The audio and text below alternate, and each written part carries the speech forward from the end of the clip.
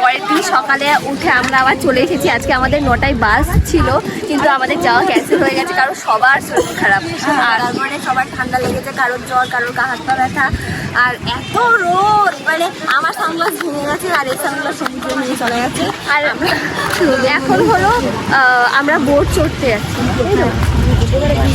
এই জন্য আমরা আসলে ওই দিঘাতে ছিলাম, আজকে আমরা আসলে তো চলো দেখতে থাকবে কত দোকানপাট বসেছে। এদিকে দেখো,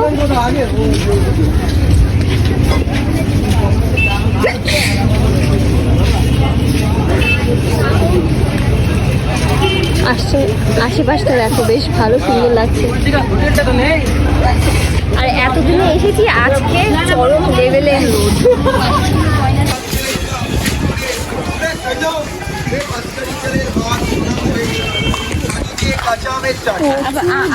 আমাকে একটা দোলনা কিনে দিবি?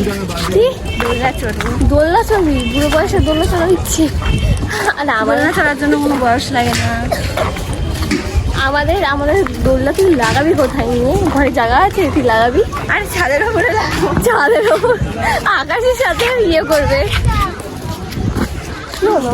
কত লোক, কত এই গাড়ি চড়বি না? আমার এখন আর বয়স নেই এই গাড়ি চড়ার, এখন আর বয়স নেই। আমি গড়াগড়ি করবো এখন। প্রিয়াঙ্কাকে চড়া, প্রিয়াঙ্কা ওই গড়াগড়ি করবো বলছে। আরে প্রিয়াঙ্কা চলো, ওটা বলে নে ভাই, আমি পাচ্ছি না। বরকে এত শরীর খারাপ নিয়েও সবাই চলে এসেছে। আমার পায়ে যন্ত্রণা কালকের থেকে, তাও আমি চলে এসেছি। আমি ঠিকঠাক করে কিছু দেখতে পাচ্ছি না রোদের কারণে। আর প্রচুর দোকান। একটা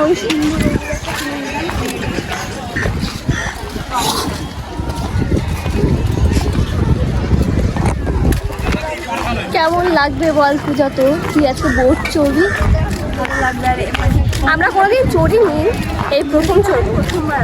আমিও তাই, নিউ দীঘাতে প্রথমবার আসলাম। আর প্রচুর লোকজন দেখো শুধু একবার।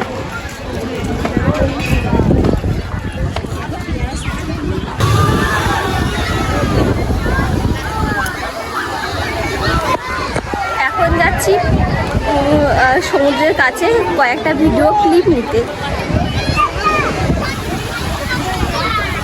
মানে সমুদ্রের ঢেউ কি মারাত্মক। ওই দেখো পূজা আসছে, আমি তখনই বললাম যে আসলো না, এখন একা একা আসছে। আমরা খাওয়া দাওয়া করে আসলাম, মানে আগে খাওয়া দাওয়া করলাম কারণ বাইরে এত গরম, তাই সবাই এসি খাওয়া খাওয়ার জন্য তাড়াতাড়ি খেতে চলে গেছে। খাওয়া দাওয়া করে এখন আসলাম, এবার এখন যাবো বোট চড়তে। শুধু লোকজন দেখো, মানে কত লোক স্নান করছে, গিজ গিজ করছে লোকে। আমরা এখন রাইড করবো ওইগুলোতে, খুব মজা হবে। প্রথমবার উঠছি ওটাতে, দেখা যাক কি হয়। বাবা বাবা, এই নিয়েও চড়বে?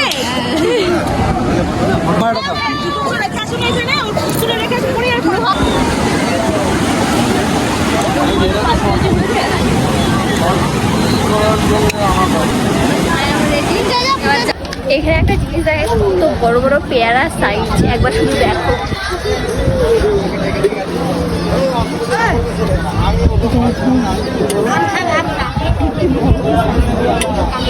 এইরকম আমি এরকম প্রথম দেখলাম, এত বড় বড় পেয়ারা। আমরা গেছিলাম বোট চড়তে, হয়তো একটু দেখতে বেরোতো, কারণ হলো ফোন আমি নিয়ে যেতে পারিনি, যেহেতু প্রথমবার তো ভয় লাগছিল, তো ফোনটা থুয়েই গিয়েছিলাম। আর এখন দেখো পুরো স্নান করে গেছি, পুরো বালি হয়ে গেছে, পুরো বালির জলে স্নান করেছি।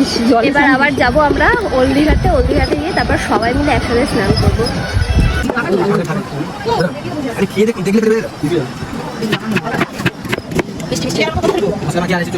তারপর তো ওল্ড দীঘা গিয়ে আর ভিডিও করা হয়নি, যেহেতু স্নান করতে গিয়েছিলাম, কেউ ফোন নেয়নি আর আমি ওই কারণে নিইনি।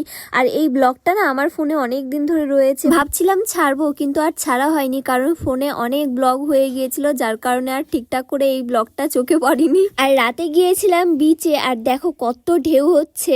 আর আজকের আমার এই ছোট্ট ব্লগটা তোমাদের কেমন লাগলো অবশ্যই কমেন্ট করে জানিও। ভালো লাগলে লাইক, কমেন্ট, শেয়ার এবং সাবস্ক্রাইব করে দিও। আর আজকের মতো টাটা।